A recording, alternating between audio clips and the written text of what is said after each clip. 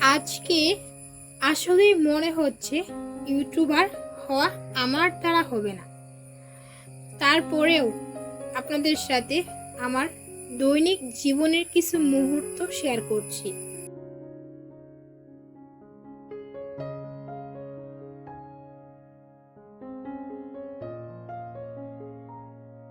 আসসালামু আলাইকুম আমার সুপ্রিয় দর্শক বন্ধুরা, কেমন আছেন আপনারা সবাই? আশা করি সবাই ভালো আছেন।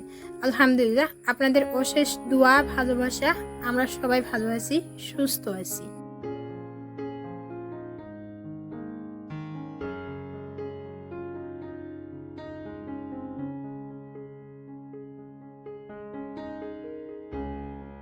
বৃষ্টির দিনে আশিমি পেয়ে বসে, কিন্তু রান্নাঘরের কাজ তো থামে না। ভাবলাম আজকে একটু খিচুড়ি রান্না করব। অনেক দিন হয়েছে খিচুড়ি খাওয়া হয়নি।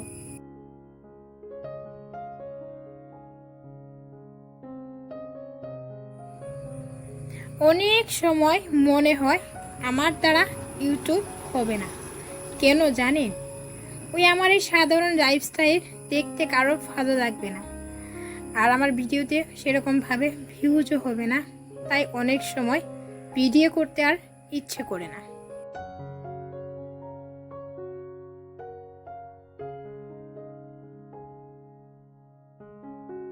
কিন্তু পরে আবার নিজেকেই বলি, প্রত্যেকটা শুরুই তো কঠিন, তাই না বলুন? আজকে যদি আমি হাল ছেড়ে দিই, তাহলে কালকে কখনোই জানতে পারবো না আমি কত দূর যেতে পারছি না।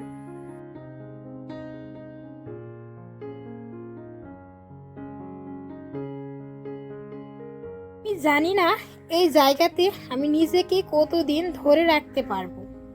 আমার সাধারণ রান্না, আমার বাজার, সংসারের গল্প, এই যে আমার গরিবের যে লাইফস্টাইল, এই সব কিছু আপনাদের কাছে হয়তো ছোট জিনিস, কিন্তু আমার জীবনের সত্যি আর বাস্তব মুহূর্ত।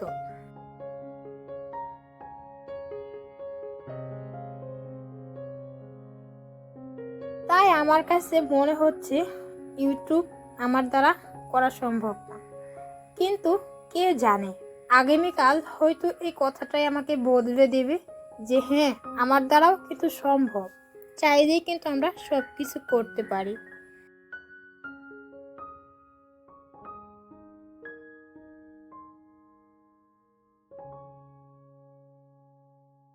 আজ কাজে যায়নি বলে বাজারে চলে গেছিল বাজার করার জন্য। ঘরে মাছ মাংস বলে কিছুই নেই। তাই আজকে বাজারে গিয়ে মাছ, মাংস, তারপর কিছু কাঁচা সবজি এসব নিয়ে আসলো। এখানে যে সবজির এত দাম, সংসার চালাতে খুব অসুবিধা জানেন। মাছ মাংসর থেকে এখানে সবজির দাম কিন্তু অনেক বেশি।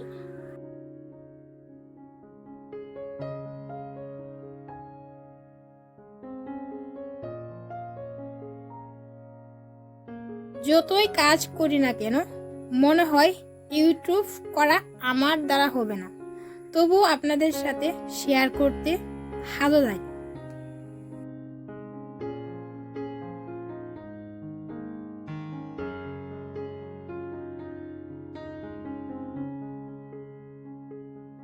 আমিও কিন্তু সময় পেলেই অনেক ব্লগারের ভিডিও দেখি, কি সুন্দর সাজানো গুছানো কাজকর্ম, ঘর দুয়ার কি সুন্দর করে গুছিয়ে গাছিয়ে ওরা ভিডিও করে। আমারও কিন্তু খুব ইচ্ছা যায় জানো ওভাবে ভিডিও করতে, কিন্তু ওই যে অভাবের সংসার আর প্রবাস জীবন সব মিলিয়ে আমারও সেরকম করে হয়ে ওঠে না। তাই যা পারি তাই তোমাদের সাথে শেয়ার করি।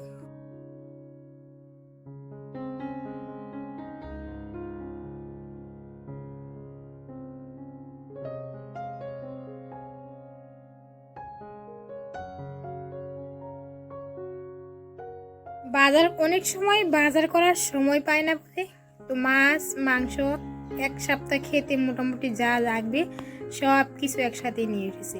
1 কেজির মতো মাংস নিয়ে আসছে, তারপর 1 কেজির মতো ফেফড়া, তারপর সুস্তা নিয়ে আসছে 1 কেজি। সেটা আমি আনতে বলে দিছিলাম একটু সুস্তা পেলে নিয়ে এসো, এটা আমার খেতে কিন্তু ভীষণ ভালো লাগে ফেফড়াটা।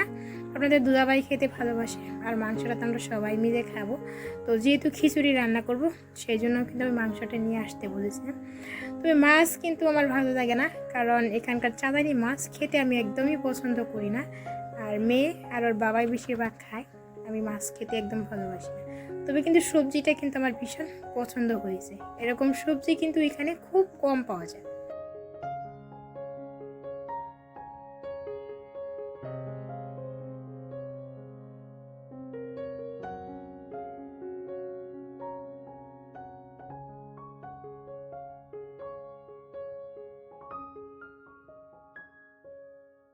বাইরে কিন্তু এখনো টুকটুক করে বৃষ্টি পড়তেছে।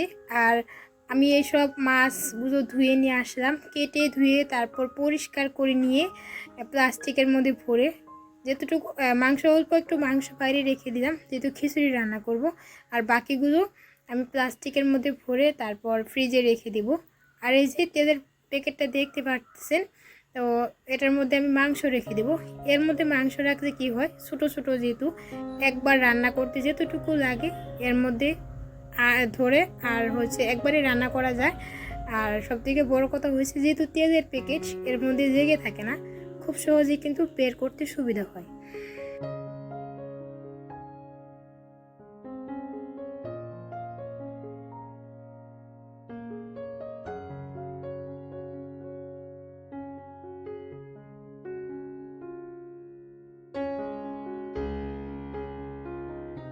সব পরিষ্কার করতে করতে এদিক দিয়ে ঘড়িতে প্রায় 1টার কাছাকাছি। আর মনুর বাবা খেতে এসে গেছে, এসে বলতেছে এখনো তোমার রান্না হয়নি। আমি এসব সামলাচ্ছিলাম, আর এদিক দিয়ে কিন্তু রান্নাটা বসিয়ে দিয়েছিলাম, আমি মাংসটা কষাতে দিয়েছিলাম, কারণ যেহেতু অনেক বেলা হয়ে গেছে, মেয়েকেও খাইয়ে ঘুম পাড়াতে হবে। আর সেই জন্য কিন্তু এটা কিন্তু আপনাদের সাথে আর শেয়ার করা হয়নি। ওই মাটির জন্য ওই উনুনটাকে আর মুছা হয় না, জানেন। এখন তো বৃষ্টির দিন, সেরকমভাবে এখানকার মাটি খুব যে একটা ভালো তাও কিন্তু না। তো মাটির জন্য কিন্তু উনুনটাকে আমি সব সময় মুছতে পারি না। আর এই যে ছাই দেখতে পারতেছেন, এই আমার মেয়ে এসে গুতিয়ে গাতিয়ে এইসব ছাইগুলোকে বের করে দিছে। সব সময় আমার সাথে কিন্তু কাজ করতে ভীষণ ভালোবাসে।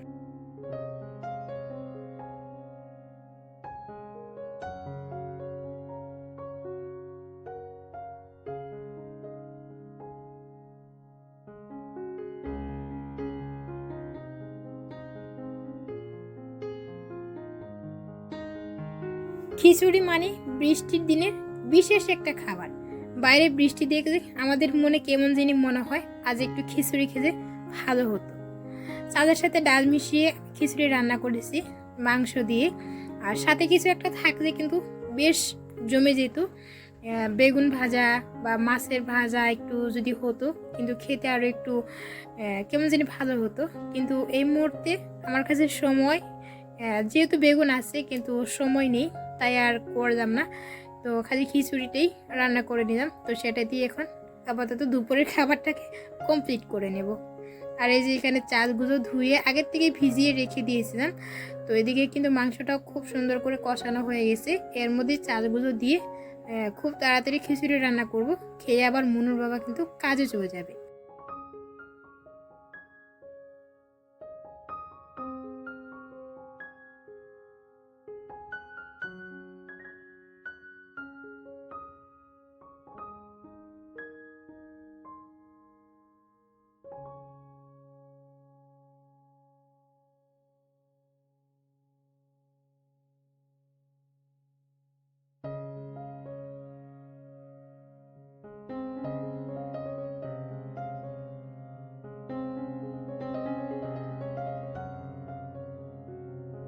ডালটা প্রায় সিদ্ধ হয়ে এসেছে। তো ফোড়নের জন্য কয়েকটা শুকনো মরিচ, তারপর একটা তেজপাতা, তারপর হচ্ছে 1-2 টুকরো ওই দারচিনি, কয়েকটা লবঙ্গ, ছোটো এলাচ, বড় এলাচ সব এখানে রেডি করতেছিলাম। যেহেতু মনোর বাবা খুব তাড়াহুড়ো করে দিচ্ছে, বকাবকি করতেছে, কাজে চলে যাবে, এখনও রান্না হয়নি। আসলে বলুন, এতগুলো মাছ মাংস সব ধুয়ে বাচ্চাকে সামলিয়ে তারপর রান্না করা, ভাবুন একটু লেট হবে না, তাই বলে বকাবকি শুরু করে দিয়েছে। তো যাই হোক, করার কিছু নেই, তো আমি এসব শুনছিলাম আর বলছি দাঁড়াও হচ্ছে, আর খুব যত তাড়াতাড়ি সম্ভব রান্নাটা কমপ্লিট করার কিন্তু চেষ্টা করতেছিলাম আমি। তো এই হচ্ছে আমার কাজ, আমার সবসময় তাড়াগুলোর উপরেই থাকতে হয়।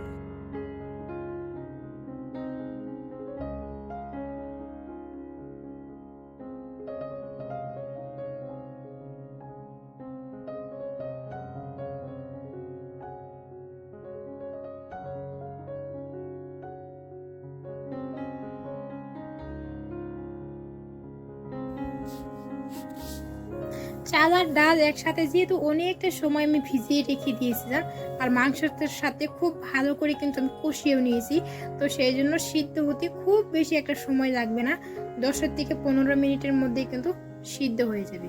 আর দেখতে দেখতে এদিকে আমার সিদ্ধ হয়ে গেছে, আর ফোড়নের জন্য এখানে সব কিছু দিয়ে আমি দিয়ে নিয়েছি, দিয়ে একটু ভালো করে ভেজে তারপর খিচুড়ির মধ্যে ওটি দিয়েও দিলাম, হয়ে গেছে।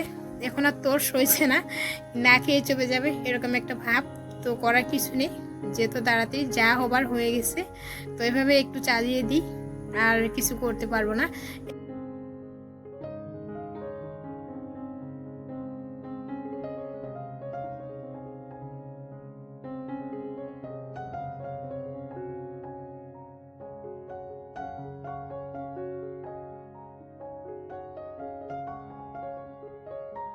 এর মধ্যে হালকা একটু আপনার ধনে পাতা দিব, তারপর উপর দিয়ে একটু গরম মশলা ছিটিয়ে দিব, একটু 1 চামচের মধ্যে ঘি দিয়ে দিব, দিয়ে তারপর খেতে দিয়ে দিব। কিন্তু ওখানে লাফালাফি শুরু হয়ে গেছে, তস হয়েছে না। তো কেমন হয়েছে আমার খিচুড়িটা, আর আজকের ব্লগটা দেখতে আপনাদের কেমন লাগলো দেখে অবশ্যই আমাকে কমেন্ট করে জানাবেন। যদি ভালো লাগে একটা লাইক অবশ্যই করবেন। যারা এখনও সাবস্ক্রাইব করেননি চ্যানেলটাকে সাবস্ক্রাইব করে আমার পাশেই থেকে যাবেন। আপনাদের সবার ভালোবাসা আমার জন্য খুব খুব ইম্পর্টেন্ট।